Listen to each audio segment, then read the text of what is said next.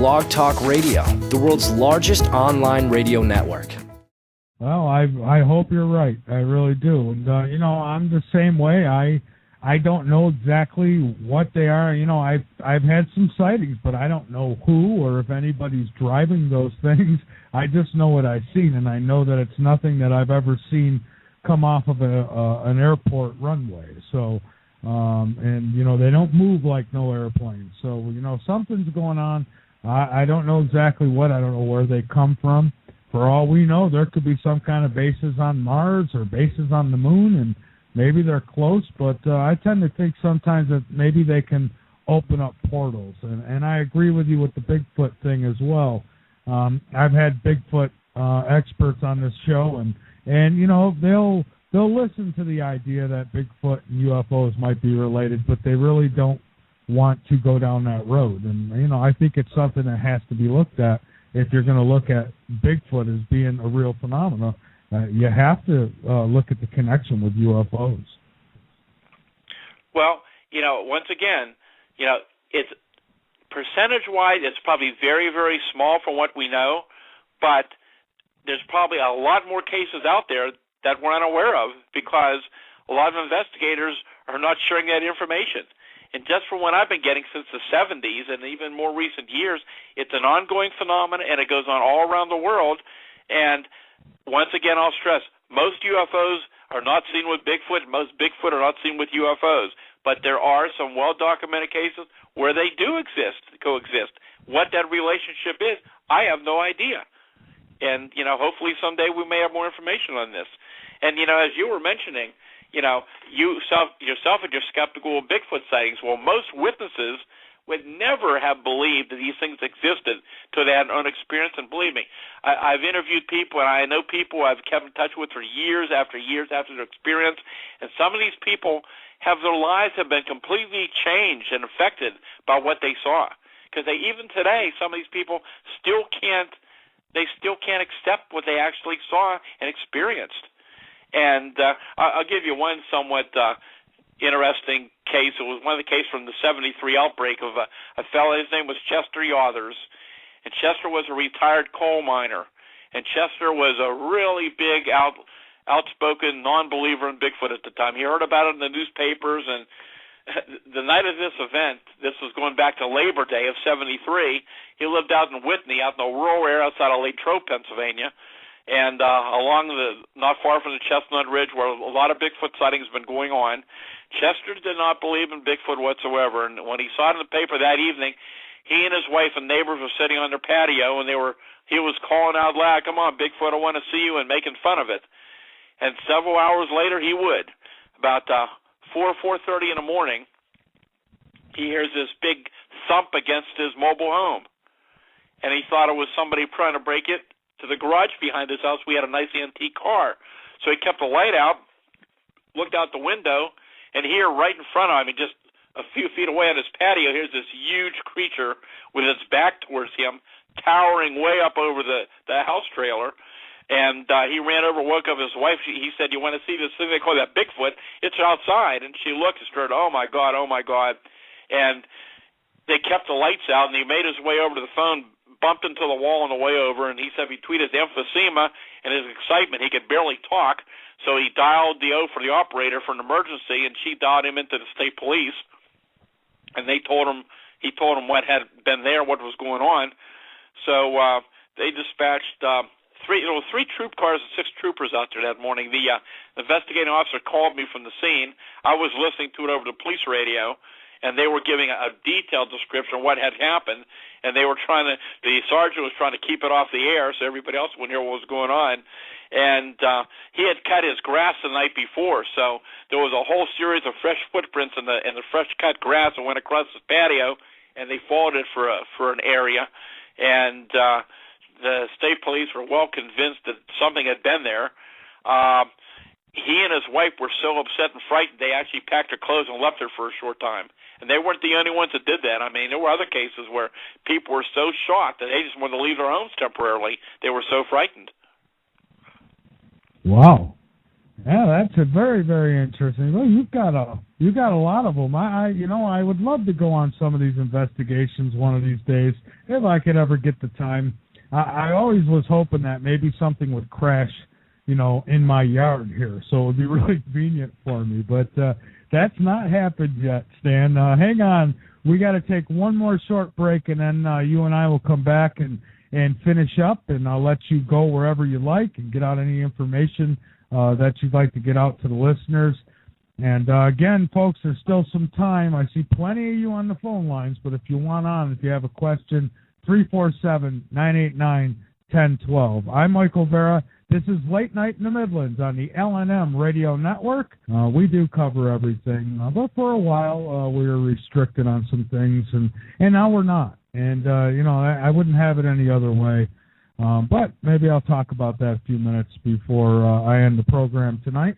347-989-1012, www.latenightinthe-midlands.com.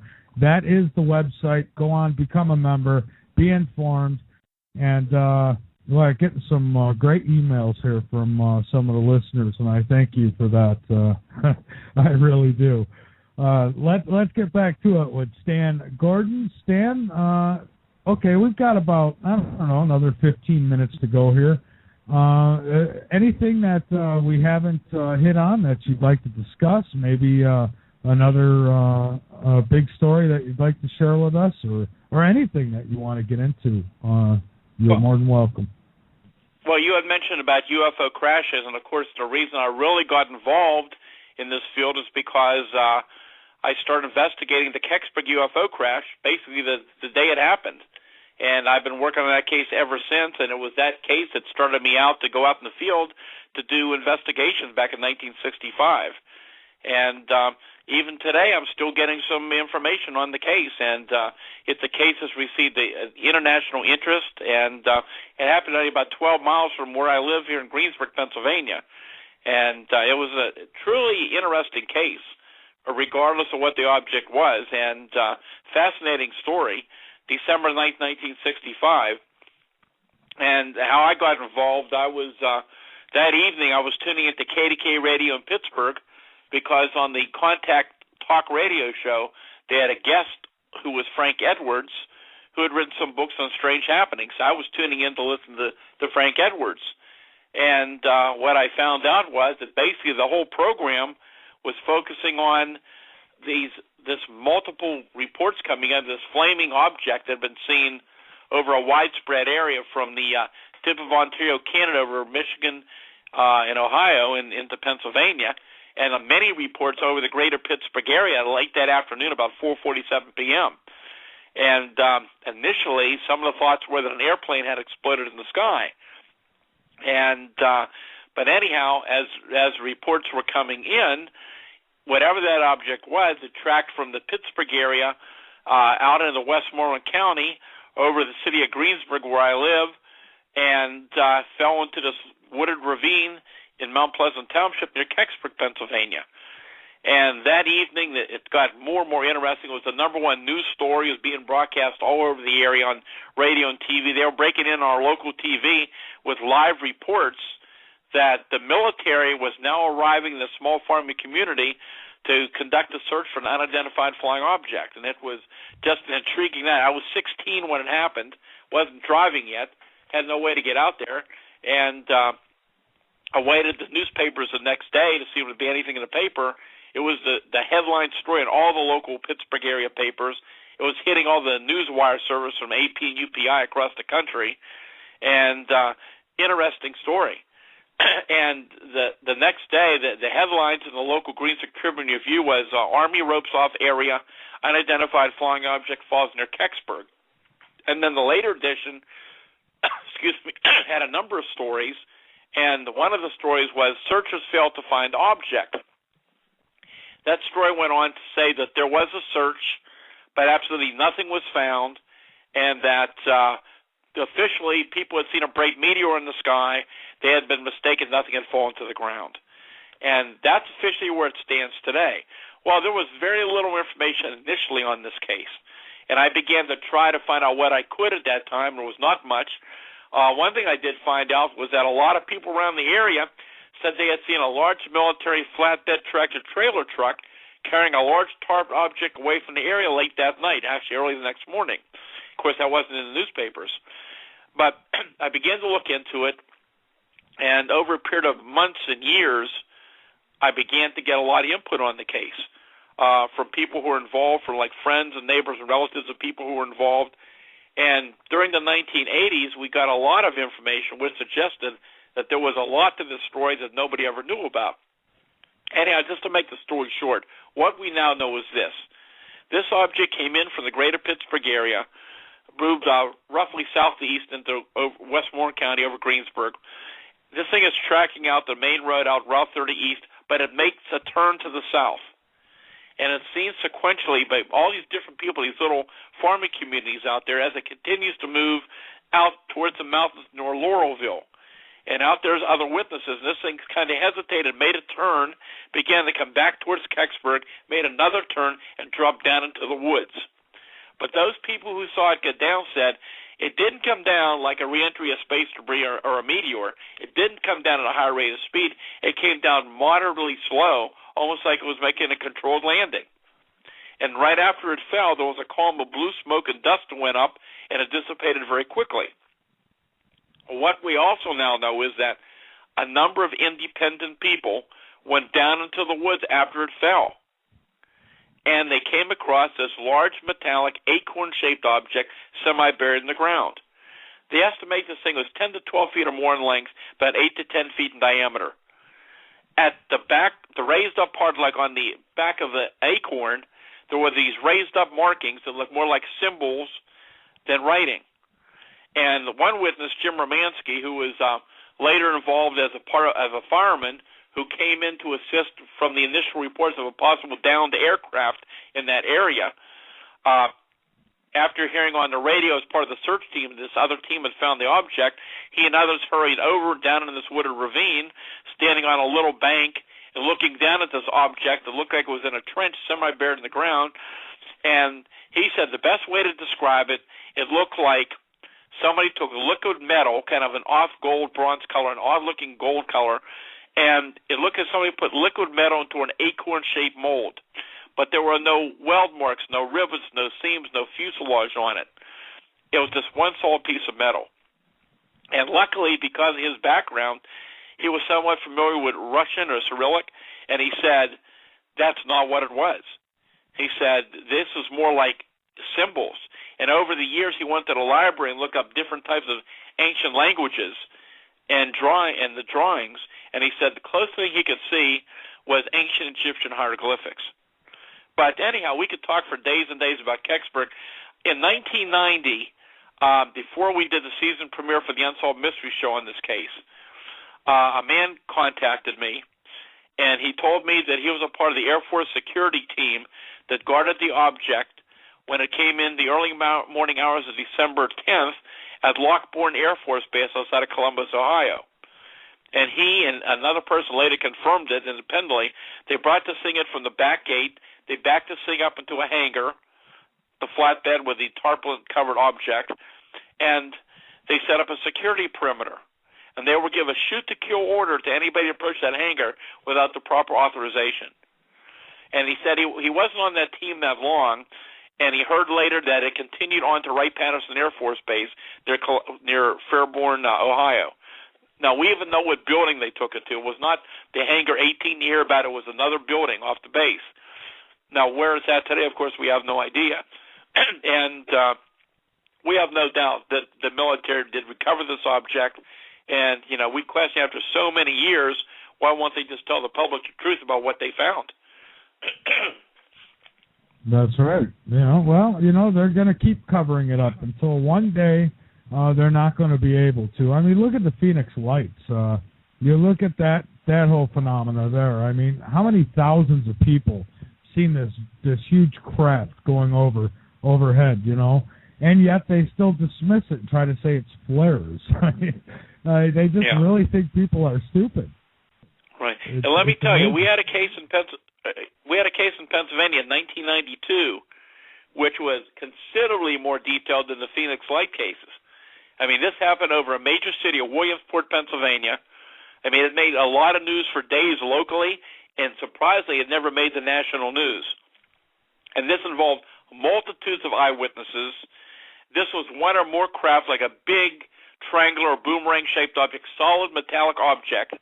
This thing was no more, in some cases, than 50 and about 200 feet off the ground. It was moving so slow that people were walking underneath and keeping up with it in a fast walking pace. It was creating a very loud sound that sounded like a train coming down the street, but there was no trains around, and people were running outside in the streets to see what was making this noise because it was rattling the windows, causing animals to be very, very upset. And multiple witnesses saw this thing over a large area. I mean, we had the Air Force, the FAA, the Navy involved in this investigation. Multitudes of witnesses were interviewed. It was big news in the local papers, and nobody could figure out what this thing was or where it came from or where it went to. And it was a very, very detailed account, and yet never made any national news. And that doesn't surprise me. That's pretty much how it goes. And when you do see the lamestream media covering something like this, they're always joking and laughing about it like it's, you know, it's not real. I notice in other countries, even China, where, you know, when they cover this type of thing, their news actually takes it serious. I mean, you don't see anybody laughing about it. So, well, I can tell you, you know, over the years since I've been doing this, and I started a long time ago, and I've actually had very, very good contact and input from the news media in general. I've had multitudes of stories done on our investigation research over the years, and generally the media around here has taken our investigations very seriously. But they also realize that, you know, we try to do this very objectively. We try to find any type of rational explanation before we say it's something's unexplainable. But in general, the media has been very supportive to us and the investigations we do. Well, I'm assuming that's local media, though, not your international, your Fox Newses and CNNs, or am I wrong? Well, I've done a lot of TV shows. I was on Fox News and talking about the Kecksburg incident several years ago. And overall, I've had a very good response from most of the media that I've dealt with. Well, that's great. That's good to hear. You know, maybe they're starting to catch on because, you know, there's so much alternative media now, and there's no getting around it. You know, shows like this are covering this kind of thing. And there's shows that have been around long before shows like mine who have been covering this kind of thing. So, you know, and it's getting more popular. You know, people can go on the internet now and find everything they need to know about this kind of thing. So it's really getting harder for them to hide. You know, they could keep denying it, but I think we know the truth. I think we know that these phenomena do exist, and one of these days I hope we'll get to the bottom of it. Oh, that's true. And, you know, today with the technology out there and the way things have changed dramatically, I mean, if we had an incident like Kecksburg happen today, I'm sure there would be a completely different response because that case was so interesting because of the fact that as that night, as the news being broadcast that this thing had fallen, hundreds of people descended on the small farming community from all over western Pennsylvania. And not only were people there, but all the news media was there. So you had representatives, all the major radio, TV, and newspapers around Pittsburgh on the scene, and many of the reporters themselves witnessed the Army or the military trucks out there. And so it was a case that received a lot of attention, a lot of eyewitnesses, and I've interviewed hundreds of people who were involved in the case, and it's a very, very interesting case.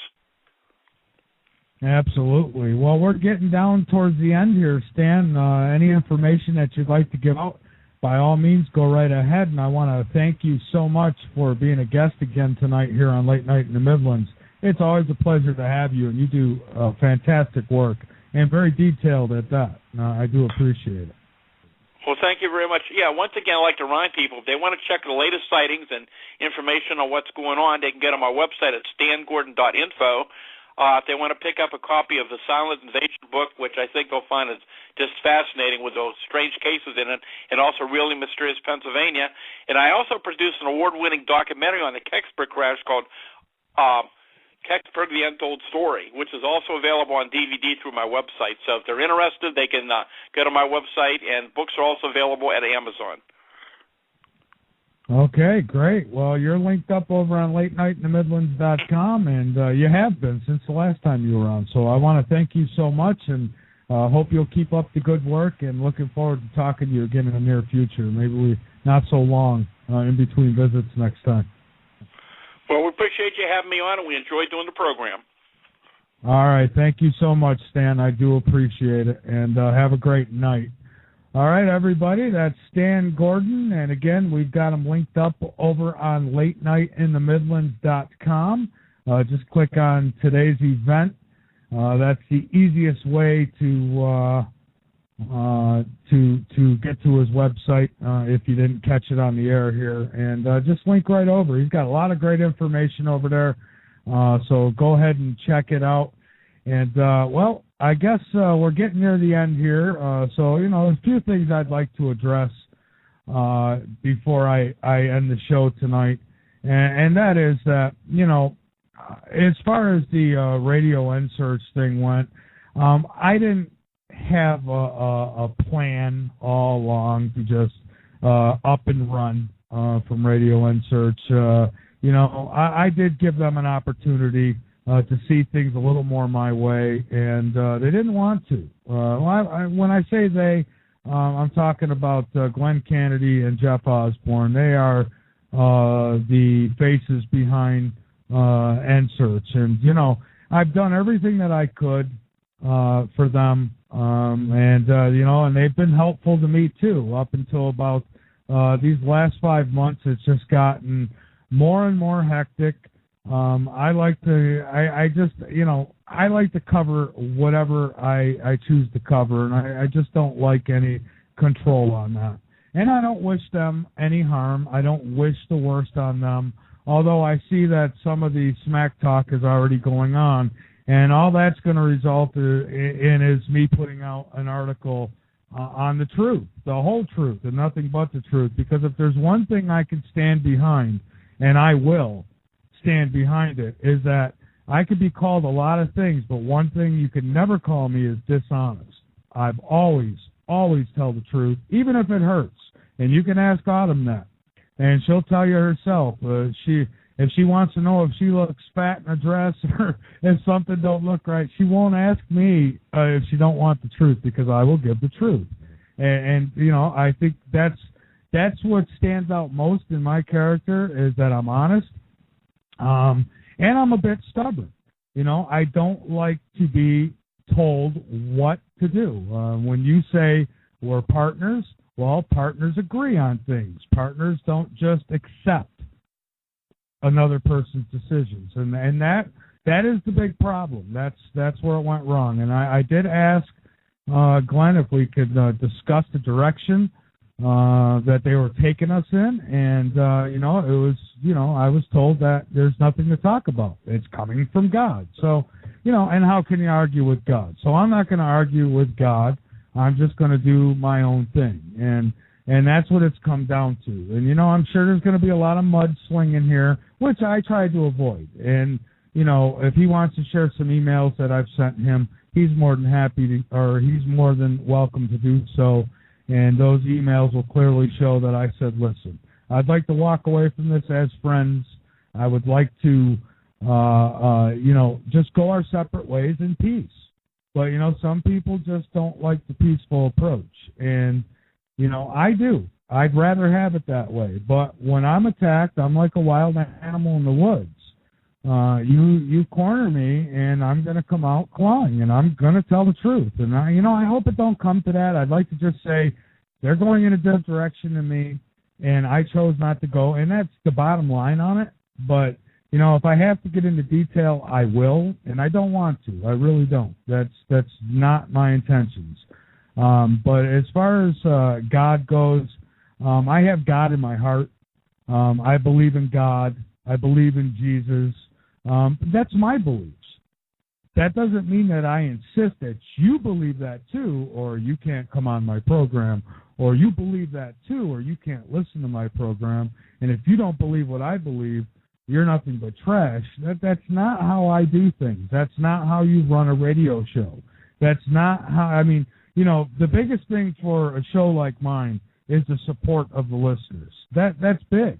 And, you know, if you got hate for any specific group of people, whether it be racial or religion or any of that, that all divides. And that's what the New World Order does. They divide. They divide with the two-party system.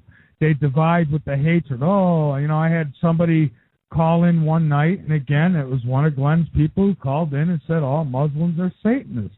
How could you come to that determination? That's not how I feel. I am open to everybody. If you're gay, good for you. That does not affect me. It's not going on my couch. It's none of my business.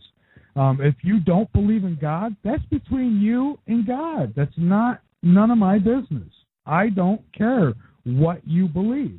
What I do care about is that I stay true to who I am and what I'm trying to accomplish here. And that's why I have made the move that I've made, because it is important to me.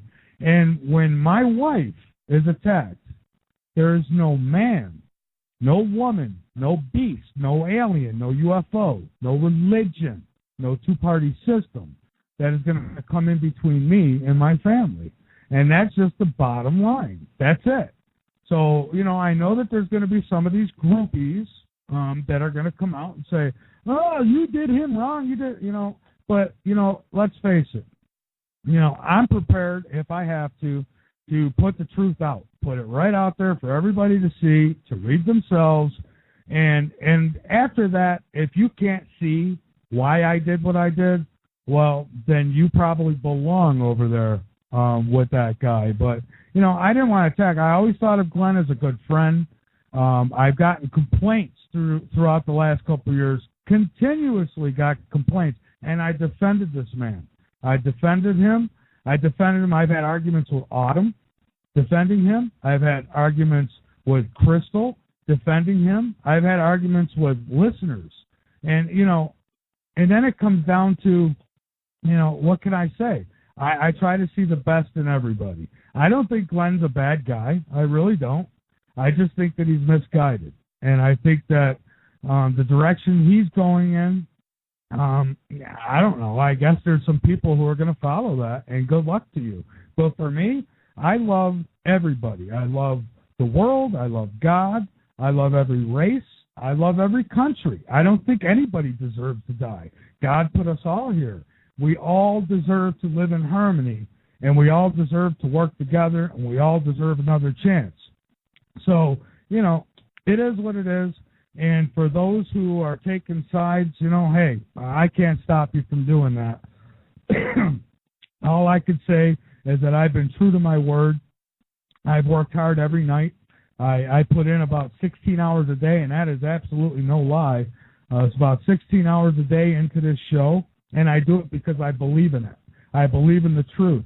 But not just that. I'm also looking for the truth. Some people, oh, you shouldn't cover that ghost stuff. You shouldn't do that psychic stuff. You shouldn't, you know, hey, I need breaks too.